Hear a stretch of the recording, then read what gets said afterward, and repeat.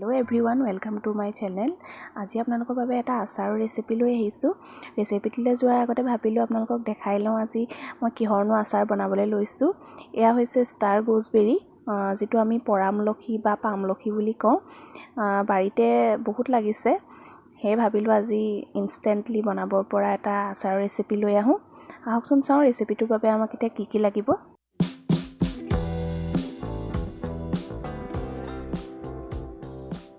গোটা মছলাখিনি এটা এটাকৈ অলপ ড্ৰাই ৰোষ্ট কৰি লম। এয়া মই প্ৰথম জিৰাখিনি অলপ ড্ৰাই ৰোষ্ট কৰি লৈছো। তাৰ পৰা ঠিক এইদৰে মেথি গুটিখিনি অলপ ড্ৰাই ৰোষ্ট কৰিম।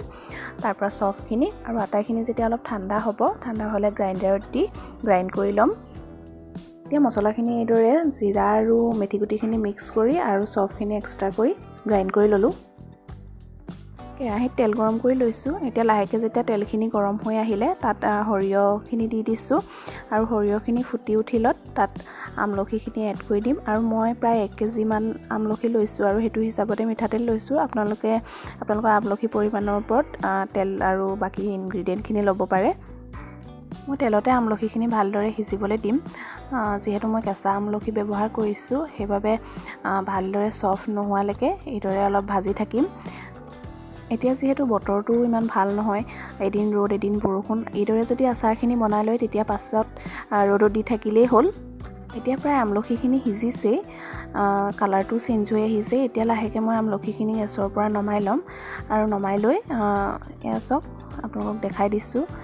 আমলখিটো ইমান ধুনীয়াকৈ সফট হৈ গৈছে আৰু ইমানটো সফটে লাগে আমাক। এতিয়া ইয়াত এটা এটাকৈ মছলাসমূহ এড কৰি যাম। এতিয়া সোৱাদ অনুযায়ী নিমখ এড কৰি ল'লো। এতিয়া ইয়াৰ ৰেড চিলি পাউডাৰ এড কৰি লৈছো আৰু আপোনালোকে জ্বলা যিমান বিচাৰে হেতু হিচাপত ৰেড চিলি পাউডাৰ এড কৰি ল'ব। এতিয়া ইয়াত জিৰা আৰু মেথি গুটি যি মছলা বনাই লৈছিলো হেতু এড কৰি দিম। যিমান লাগে সিমানটো জোখৰ এড কৰি ল'লেই হ'ল আৰু লগতে সফৰ গুৰিখিনিও এড কৰি দিম। এতিয়া ইয়াত অলপ থেতালি লোৱা নহৰু এড কৰি লৈছো। কমকে লৈছো, আপোনালোকে বেছিকেও ল'ব পাৰে। তাৰ পৰা আটাইখিনি ভালদৰে মিক্স কৰি ল'ম। নহৰু দিলে ইয়াৰ টেষ্টটো ভাল হয় আৰু এতিয়া যেতিয়া আচাৰখিনি অলপ ঠাণ্ডা হ'ব তেতিয়া এটা কাঁচৰ বয়ামত ভৰাই থৈ দিম আৰু মাজে মাজে ৰ'দত দি থাকিলে আচাৰখিনি খাবলৈ ভাল হ'ব।